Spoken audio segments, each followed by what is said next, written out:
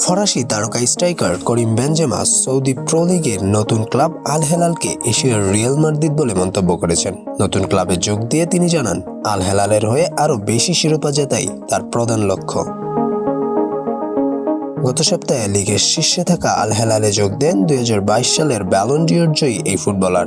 নতুন ক্লাবের প্রথম অনুশীলনের পর ক্লাবের ওয়েবসাইটে দেয়া সাক্ষাৎকারে বেনজেমা বলেন, তিনি এখানে এসে খুবই খুশি। কোচ ও সতীর্থদের সঙ্গে অনুশীলন করে তার ভালো লাগছে। আল হেলালের প্রশংসায় বেনজেমা আরও বলেন, এই দলটি রিয়াল মাদ্রিদের মতোই জয়ের মানসিকতা নিয়ে মাঠে নামে। সমর্থক থেকে শুরু করে খেলোয়াড় সবার মধ্যেই জয়ের চেষ্টা আছে।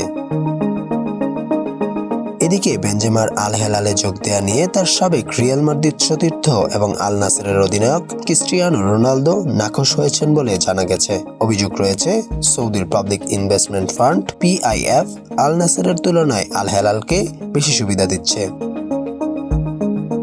Ashikur Rahman, campus Times.